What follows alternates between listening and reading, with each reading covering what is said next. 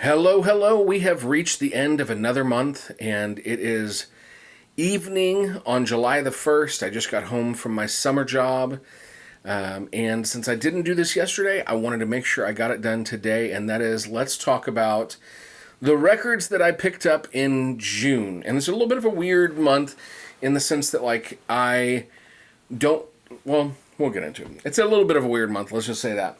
But June, one of the biggest things for me as far as record collecting goes is it's Father's Day. So a good chunk of the records that I show you today will be from Father's Day, which is great. So we're going to start out, we're going to just jump right in. The very first record that I got is Death Cab for Cutie, I Built You a Tower.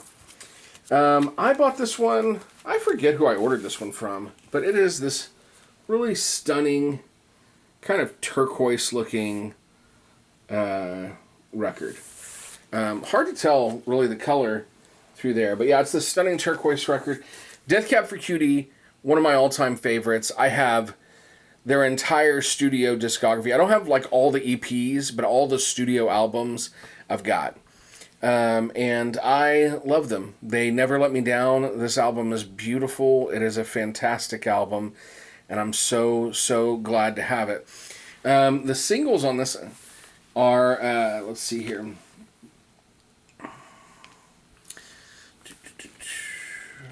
Riptides was one of the singles. Punching the Flowers, that was the other one. And they're both great.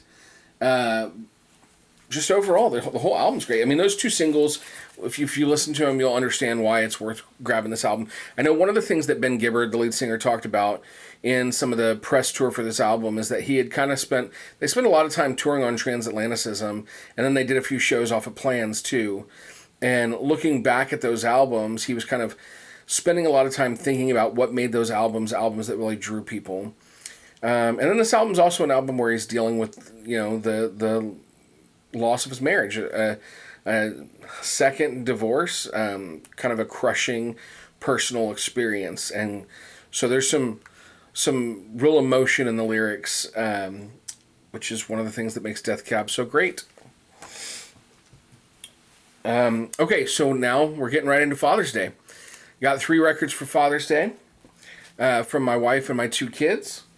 The first one is Ryan Adams' The Suicide Handbook. So Ryan Adams, controversial figure, but his music has always meant quite a bit to me.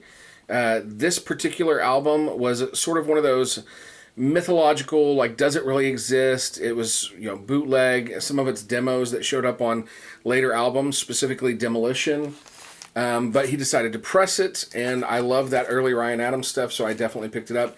It's a double 180-gram black vinyl, and it's really fantastic. I mean, it's a great album.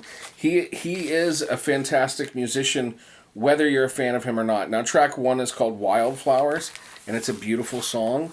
I highly recommend this music, although not maybe the person for sure. And I will say also that I'm sure you're going to see this in upcoming hauls. Before he was a solo artist, he was part of the band Whiskeytown. Recently, I've gotten one of Whiskeytown's albums, Stranger's Almanac.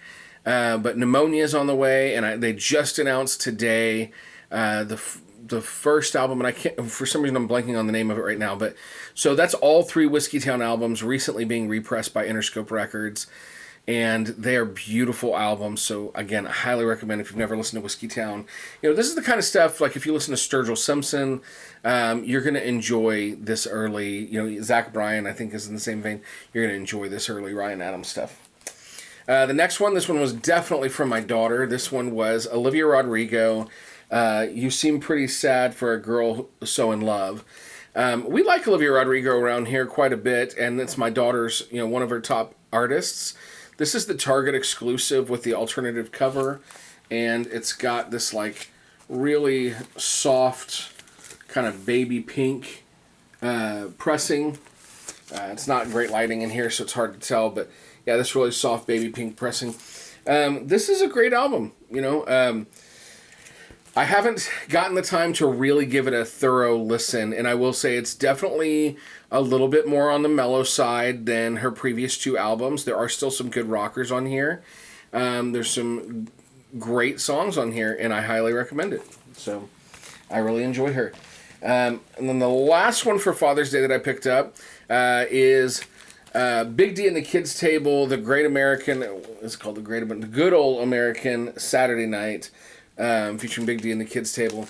Not too long ago, I had Big D on the podcast, and this is a fantastic ska album.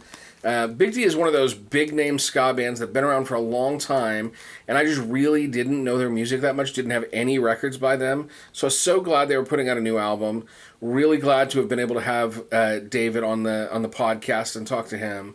And this is a fantastic, fun album. It's a different vibe than a lot of the other ska albums I have, and so it's a great addition.